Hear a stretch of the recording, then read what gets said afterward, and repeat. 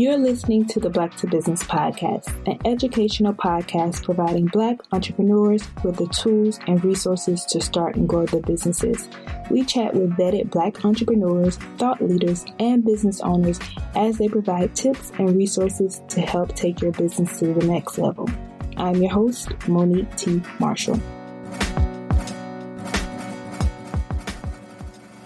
On this episode of the Black to Business podcast, a 501c3 is most often what we think about, and they get grants, from the local government or federal government, grants that an LLC or an S Corp or C Corp wouldn't necessarily have access to. But at the same time, if you're Google or if you're Apple, you're not getting grants from the federal government or local government. You are in it because you have a product or a service that you're offering for charge. And you have, a business model that's sustainable enough for you not to rely on government services. That's one of the reasons that nonprofits exist, is because they are supposed to, in some ways, serve as a catch basin for services that governments should ordinarily provide themselves. So when you hear about music programs being cut in local and federal governments, that's where organizations like the MusicianShip step in and say, wait a second, we are here to provide the services that the government can't provide. We will provide those music education services since they are being cut. So for the month of May, we promised that we'd have something for the men in business. So there's no actual Men's History Month, but we wanted to recognize a few Black men in business in our own special way. So for the month of May, the podcast will feature chief chats with male guests making waves in entrepreneurship. So first up is Mr. Jeffery Tribble of the MusicianShip, a nonprofit organization that facilitates music lessons, experiences, and opportunities for at-risk youth. Under Jeffrey's direction as CEO, the MusicianShip has grown from serving 2 students in 2009 to, in 2018, serving 1,000 youth in Washington, D.C., and 200 youth in Pretoria, South Africa. The MusicianShip has a budget of over $500,000 with a part-time and full-time staff of 30, and has garnered both financial and in-kind support from companies such as Google, Tidal, Wells Fargo, and Dropbox, just to name a few. As a result of Jeffrey's work with the MusicianShip, he was named one of DC's top 30 under 30 by WKYS 96.3, BE Modern Man by Black Enterprise Magazine, and one of Magic Johnson's 32 under 32.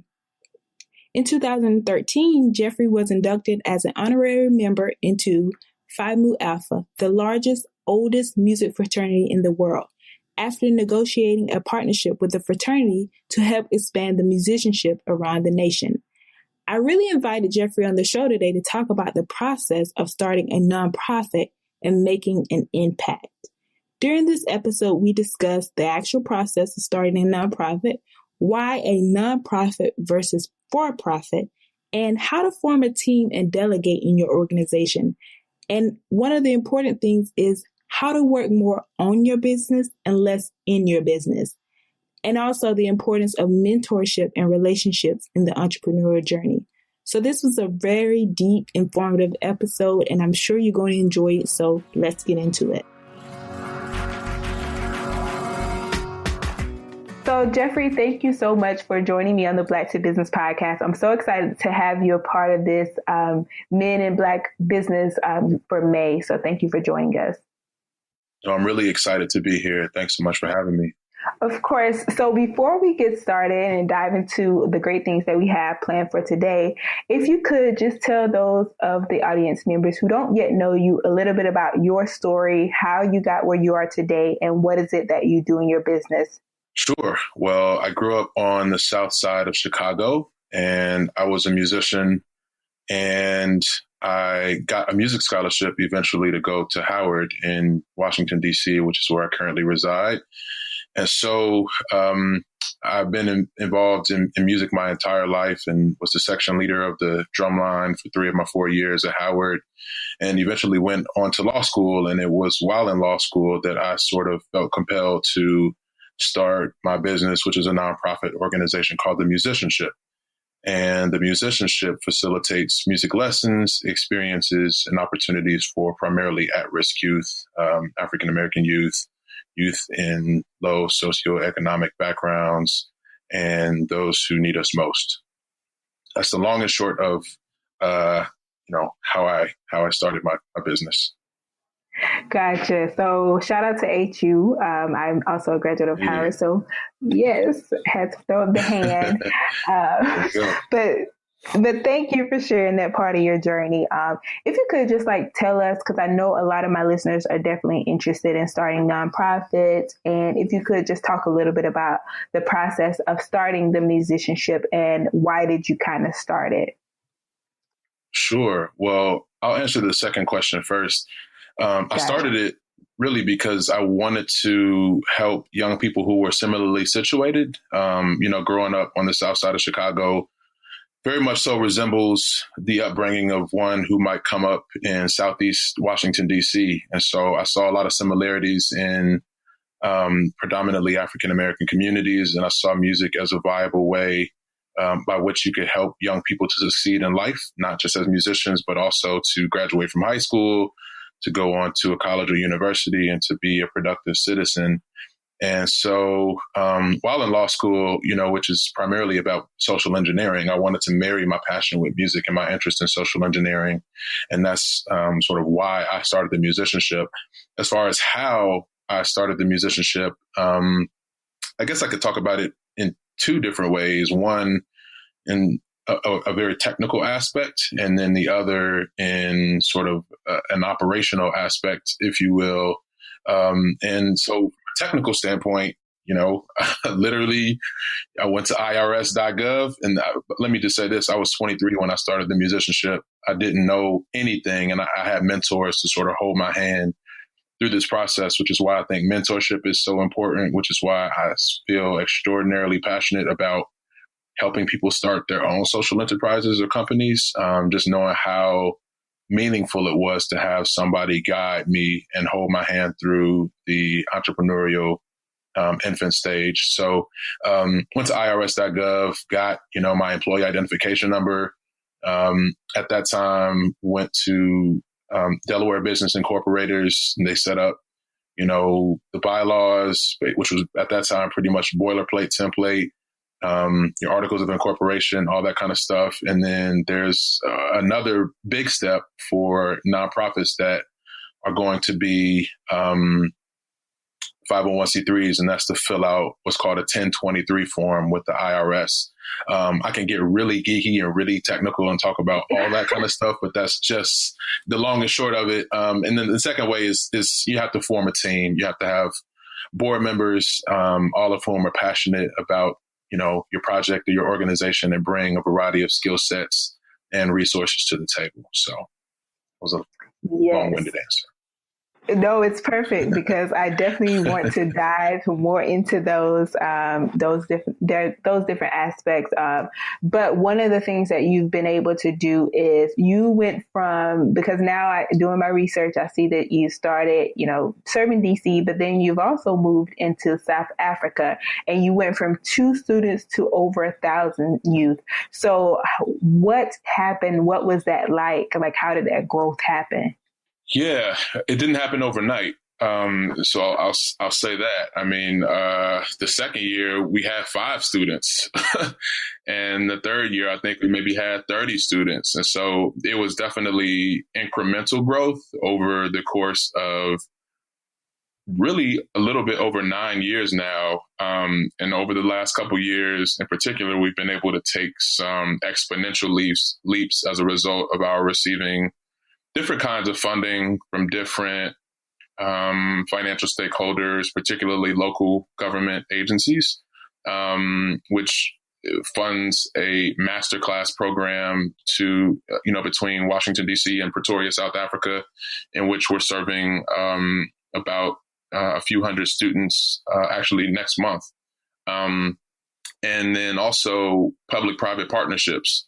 Hard Rock Cafe is our partner in this effort, and they are helping to provide free of charge venue access to bring larger than life musicians to teach young people in inner city schools and communities. So public-private partnerships, government agencies, those are two really big financial keys to us being able to experience the growth that we have experienced as of late.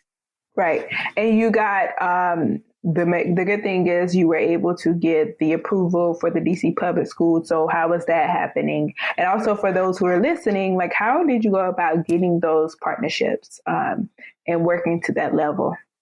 Yeah, that's a good question. So as far as our relationship with DC public schools, and people ask me this often, how is it that you get to the students? Like, how do you recruit the students? What is that first conversation like? And I would imagine that most major metropolitan cities work the same way, where you have to go to, the local school system and fill out forms. Basically, there's this vetting and approval process in DC where you have to talk a little bit about your program. You have to submit your paperwork to show that you are, an official entity.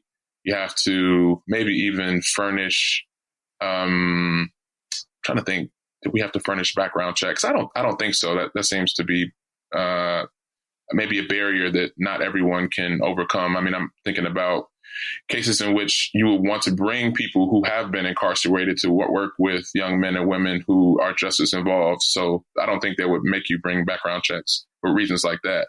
But that's how we got into the DC public school system. It's a relatively low barrier just because there are a variety of different community partners with whom you'd want students to work. And a second, as far as us getting the partners that we've gotten, you can go about getting partnerships in a few different ways. The most successful way for us has been to leverage the personal relationships that we have. I mean, Hard Rock Cafe partnership, for example, that is a partnership with Hard Rock Cafe International that came about as a result of one of my homies who worked at Hard Rock Cafe in a variety of capacities, including a bartender. I mean, he was a bartender for several years at Hard Rock Cafe. And then he found out about this foundation that they were trying to start called the Hard Rock Hills Foundation. Shout out to Hard Rock Cafe and the Hard Rock Hills Foundation, doing amazing work across the entire world. And I had an opportunity to pitch in front of the head of global philanthropy when she just so happened to be in DC when I was pitching to the management and team and staff at Hard Rock Cafe in DC. And so that's just one example of how we've taken a personal relationship and leveraged it to be a partnership for our organization. But the same thing happened with Dropbox.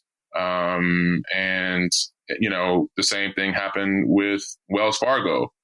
And so you never know who in your network, whether it's a friend or a family member who simply works at a place. They don't even have to be in a high-powered position per se, but they might have influence merely as a result of them being involved with said institution. So it's really important that we, foster good relationships with our networks and our peers.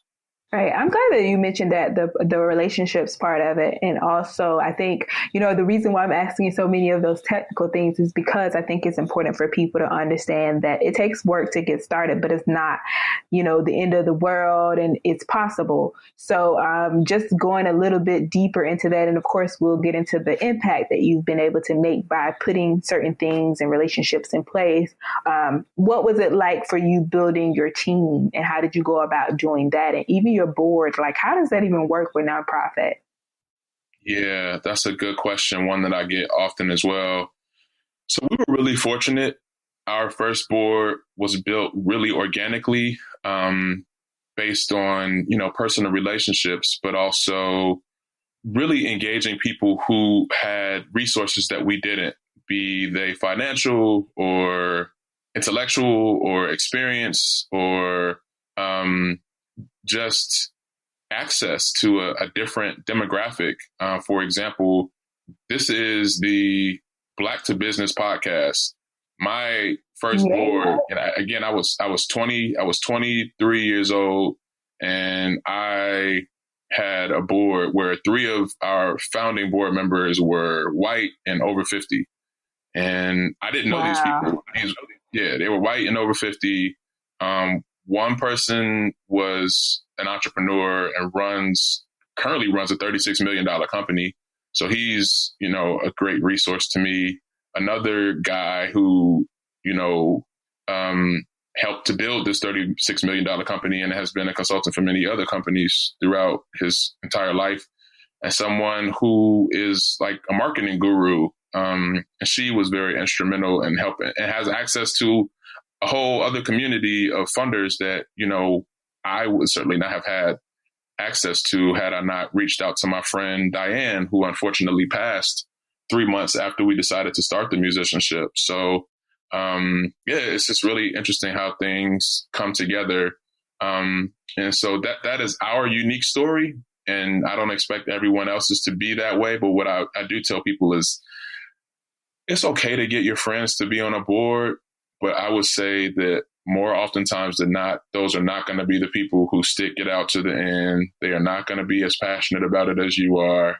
You want to find people who bring resources that you don't have access that you don't have, bring a skill set that, an area in which you might be currently challenged, or can tap into a network that you may not even know exists. So I would look for people who don't, who aren't in your circle, but people who can really add value and people who are, passionate about what it is that you're interested in creating. So, Jeffrey, you mentioned like a lot of great things. And I think the thing I have to, because of course I'm a graduate of Howard and I know the mentality is, you got to make it happen. You can't be afraid. That is Howard. If you're not hustling, well, I hate hustle, but if you're not doing the work, you're actually like a nobody. So what do you think? I think it's great to get into people's personality. Like, how would you describe your personality? And also what characteristics do you have? Because you have to be fearless to, go for these big names that you've been able to do and be connected to such people.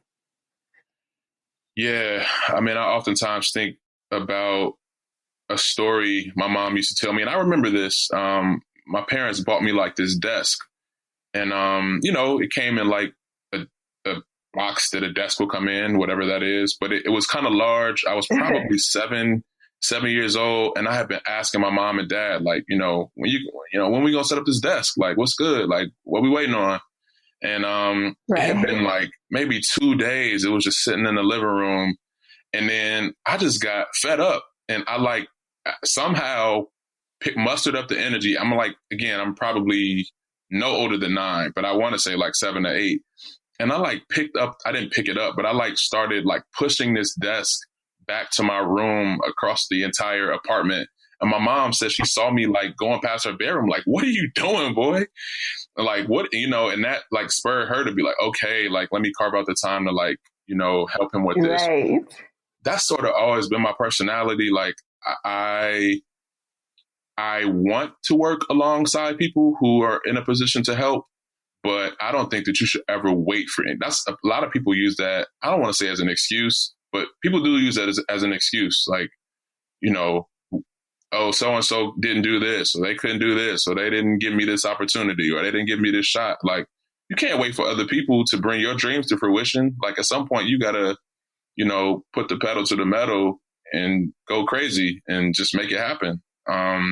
So yeah, I don't think the hustle is an inappropriate word at all. I think that it's a really useful characteristic to have, just because the odds are not at all going to be in your favor in most instances. And so when you're swimming upstream, which is in most cases what you'll be doing, especially from the start, you'll get more no's and you'll get yeses.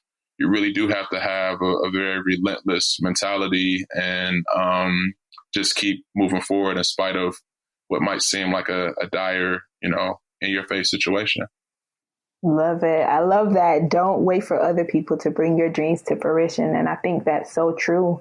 And speaking of that, you've been able to create such an impact with the MusicianShip. So what kind of impact do you think that you're continuing to create within the community that you're serving? And how do you think it's really resonating with the youth that you're serving?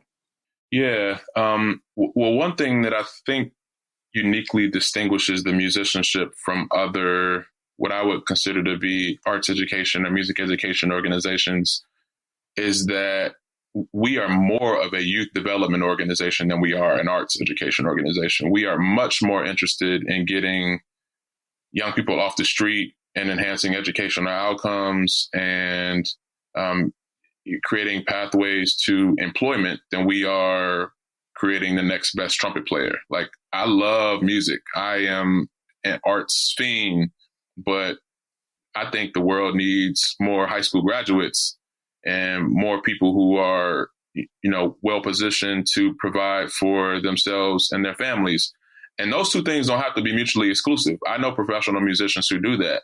But the vast majority of the people are not going to be professional musicians. And so then the question becomes, what is it that they are going to be? And what the data tells us is that you are tremendously more successful in life if you are a high school graduate. You are exponentially more successful if you are a college graduate. And so that is more so our focus, using music as a tool by which we can engage young people in conversations about, high school graduation, about enhancing their educational outcomes, about getting music scholarships, and these are things that they would not have otherwise thought about. And we've seen, tremendous change and impacts in the young people that we've been able to work with and in the communities in which they live. And just like, so what is it like being a part of the musicianship, if you could? Like, what does that process look like for students? And, how can others get involved? And is it available to every school in DC? Well, majority of the schools, do you have to be in that particular school? Like, what's that like? Yeah, our program looks different at different times of the year. So our summer program, for example, is almost exclusively in partnership with the DC Department of Employment Services and their Marion Barry Summer Youth Employment Program, where young people sign up for this program, and through their registering for short SYEP, they gain access to our program. So if you are a District of Columbia resident over the age of 14 years old, you can participate in our summer program. In fact, you get paid to be a part of our summer program, which is why we have such a heavy focus on workforce development, creating pathways to being a performing artist, or pathways to being a music education professional, or pathways to being a music business or music media professional. That's what our summer program is all about.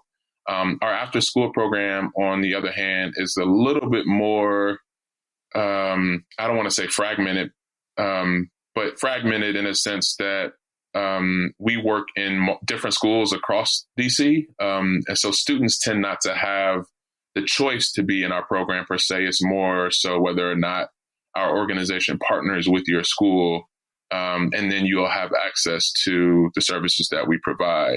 We are looking to change that model, though, towards the fall of 2018. So we'll see. Gotcha. Hoping so. Yeah. And why, I hear these things about nonprofit versus for-profit. So why nonprofit? Yeah, that's a question that everyone has to answer when they first start their organization. It's the first major conversation that you should be having with a mentor or a peer or with Dr. Google, right? What legal entity is it that I'm going to start? Like, is it an LLC? Is it a nonprofit? Is it an S Corp? Is it a C Corp? Is it a hybrid? What is it that I want to achieve at the end of the day should be the question. Number one, what is it that I want to achieve? And then number two, how is this entity going to make money? And right. the key distinguishing factor between a for-profit and nonprofit business, where there are several, but the key one is that at the end of the day, a nonprofit money does not go into an owner's pocket at the end of the day. It is supposed to go back into the organization to serve its charitable purpose. And so, typically a nonprofit is a 501c3, but it could also be a 501c4 or 501c6 or whatever the case may be. But a 501c3 is most often what we think about, and they get grants, from the local government or federal government, grants that an LLC or an S Corp or C Corp wouldn't necessarily have access to.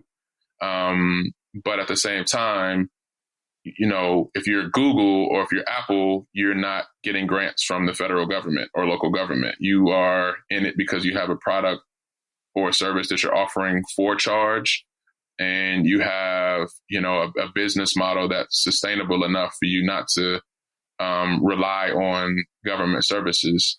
That's one of the reasons that nonprofits exist, is because they are supposed to, in some ways, serve as a catch basin for services that governments should ordinarily provide themselves. So when you hear about music programs being cut in local and federal governments, that's where organizations like the MusicianShip step in and say, wait a second, we are here to provide the services that the government can't provide. We will provide those music education services since they are being cut. So that's some of what I would think about in determining, whether or not to be a for-profit or a nonprofit. Gotcha. And, so how did your journey from, law school go into creating this thing that you've, had a passion for since you were younger? Like, how did those two intertwine, or did you decide, hey, I'm really going to just focus on this? Yeah, it's interesting. In my second year of law school, I started the musicianship really because I knew that I wanted to do something other than what was happening around me. Taking the traditional route of going to a law firm or wanting to be a federal, a prosecutor or a defense attorney. And so I didn't really see a need to wait. I still graduated from law school, but I didn't see a need to wait to, get my dream started. So I just got to it. And, a lot of the stuff that my classmates were focusing on, whether it's mock trial team or moot court board or, trying to write off a journal, I didn't focus on those things. I decided to focus on developing my business, our organization. I decided to focus on leveraging the relationships that I had while in law school. I decided to leverage my network of Howard University peers who had recently graduated and who were musicians and who I knew would be down to work in communities. I decided that I would take what I was learning in school and directly apply it to what I was currently developing outside of those four walls. So that's sort of how it all came together. But I did graduate and, put my law degree to good use when I need to. Love it. So with all the great things you're doing, you're still also being a part of a lot of great lists, and you've been in a lot of great publications, for example, the DC Top 30 Under 30, BE Modern Man. So how did those come about, and how do you think that they've been able to help you in your entrepreneurial journey? It's funny. It's funny. Every publication or magazine, whether it's Black Enterprise or Essence or whatever the case may be, really came about as a result of relationships. Maybe this has just been my story and no one else's, but nobody sort of just finds you out of the blue for things like that. It is sometimes you are connected somehow to somebody and they recognize the good work that you're doing and they nominate you. Right. And then you get selected. So that is sort of how those different opportunities have come my way. And yeah, it is always good to put on your resume. It is always good to talk about. And then, of course, it brings positive attention to the work that we're doing in inner cities. So yeah, it's been a fun ride. That is good. So what does it mean for you to be a Black man in business?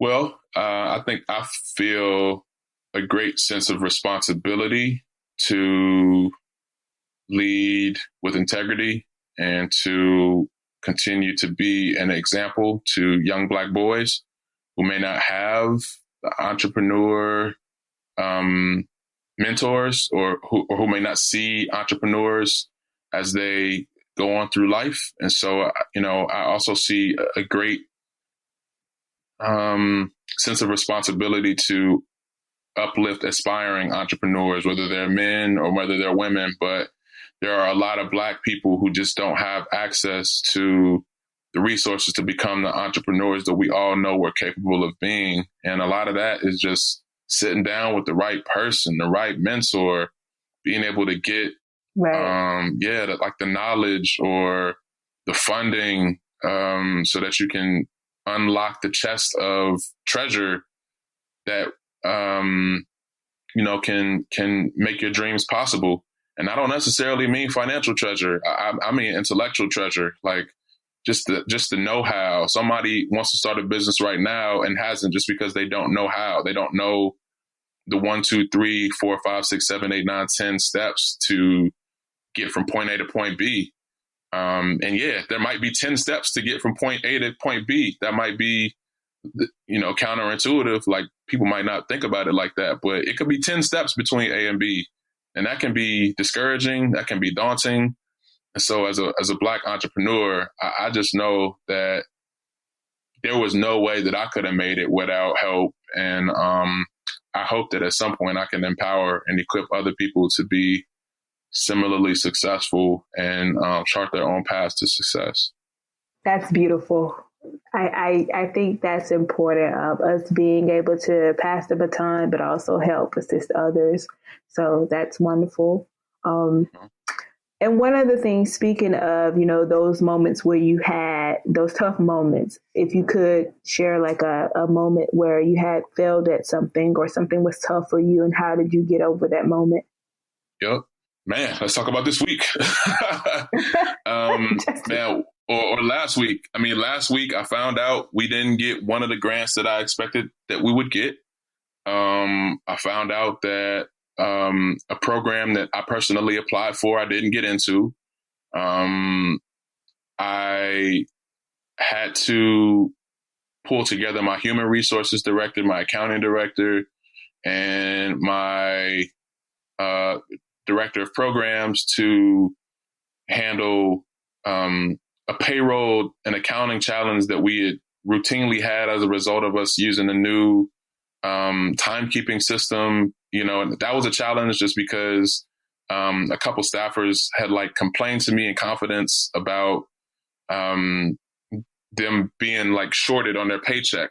It was nothing crazy, but it was it's $30 or $40 or something like that. But that matters. You don't want to play around with people's money, but it's just small things become big challenges when you don't take the time to, work through process and procedure. So that was all, last week. At the same time, we won, a $40,000 grant on Friday that I had no idea was coming on Friday. So, the highs and the lows and the ups and the downs, and life is about peaks and valleys, man. So I just try to deal with the ebbs and flows as best I can. But I know I rely on my faith a great deal. I know I rely on my family and my friends to keep me grounded and to sustain me during challenging times. And then also, I am kind of at the point now where I can also just step away and be like, all right, listen, I'm about to just watch some basketball, or I'm about to, watch this whatever show on Netflix, whatever the case may be. And so those things have been very cathartic, helpful in terms of helping me to get through some of the challenging times. Definitely. And speaking of stepping away, so one of the things that I appreciate is the fact that you do great work within the community. But another thing is you take that time to appreciate life. Like, you just were recently married. Mm-hmm. Congratulations. Thank you. You're welcome. And also, you also travel a lot. So you visit 25 countries. So how do you make sure that you still enjoy life, family, but also taking care of business? I mix the two quite a bit. I mean, all those different things quite a bit. And my wife will tell you, And she's been extraordinary in helping me to just know when to pull the plug, every day. As you mentioned, like coming from Howard, we do have that hustle mentality. And sometimes that means right. late nights. But more recently, it's meant early morning. So I'm up at 5:40 every morning, because my wife pretty much shuts me down at 8. I don't work as much past 8 like I used to, unless there's some sort of crazy deadline or something like that. Fortunately, the musicianship is also at a point where I can step away. I mean, we do have, full and part-time staff of 30. So it's not just me. What was your other question? Oh, traveling and stuff. Yeah, I work a lot, even when I'm traveling, you know what I mean? Like whether it's on a plane or on a train, I'm still plugging away at proposals or reading emails and responding to emails. Cause at the end of the day, like whether I'm in Germany or in, DC, like the work still has to get done. And if I'm the one who's responsible for doing it, distance and time ain't going to stop me from, responding to an email. So I'm a big proponent of remote work, and I've structured our organization such that our staff has unlimited leave. Like they know unless it's like some sort of crazy deadline or whatever, if you want to take personal time or if you want to go on vacation, you take that time, to recover or recoup. And because that's the kind of company culture that I'm most fond of. Love it. Love it. And before we go, I have to ask this because you are mentioning the fact that it seems like you do well at delegation and leading by example. So how did you, get your team to that point, and what does it look like to delegate for you to make sure that you can take that step back and focus on the bigger picture? Yep. Again, this has not been one of those overnight things. Sure. For example, when you start a company or an organization, you are the accountant, you are the marketing director, you are the grant writer, you are all of these things. And once you learn more about business, I would recommend The E-Myth by Michael E. Gerber.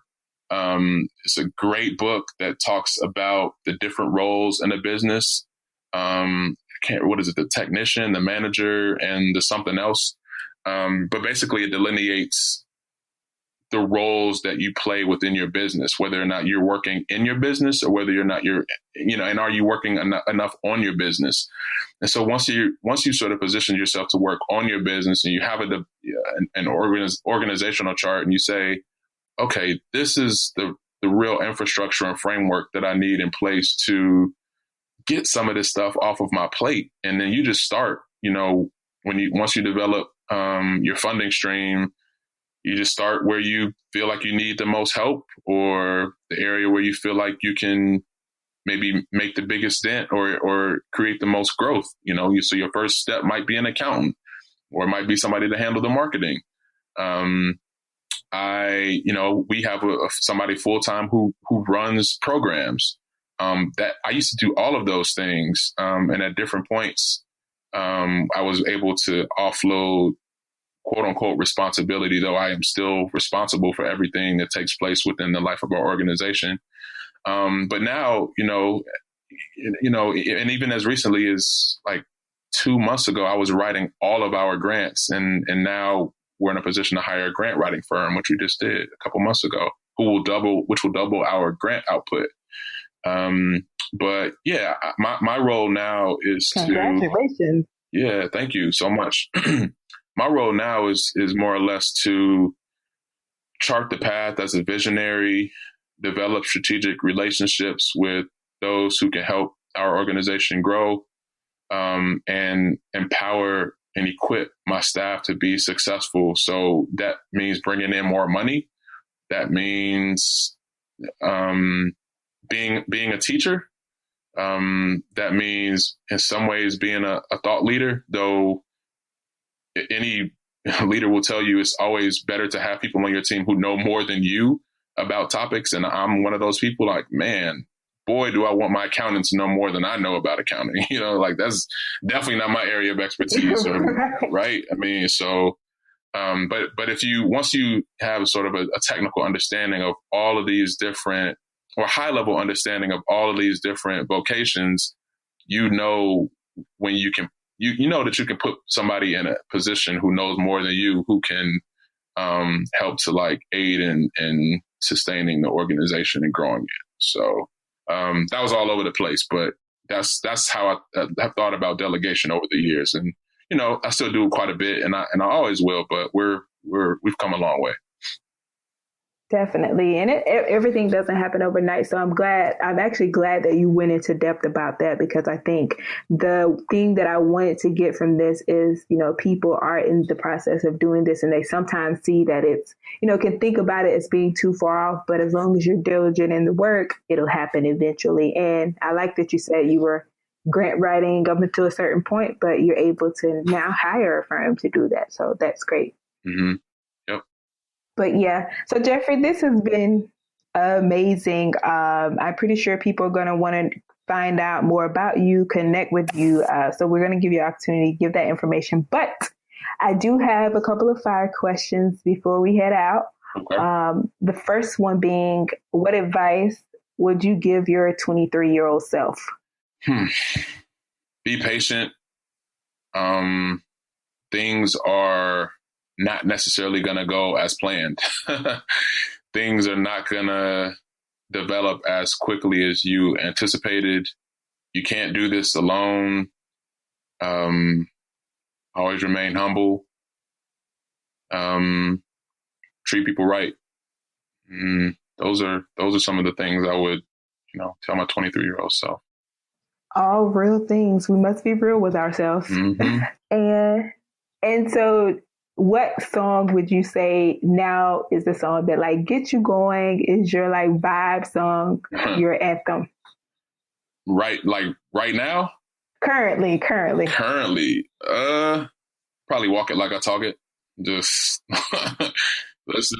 Okay. Yeah, I'm turning 32 this month, coming into a new season of life as a, newly married man. And so I'm just walking into this new season.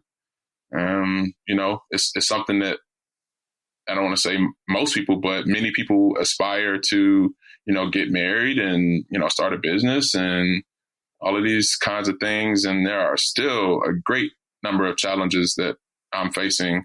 But I just really want to walk it like I talk it now. It's pretty much, where we at. Now that song is in my head, so we might have to play that. That's the cold beat.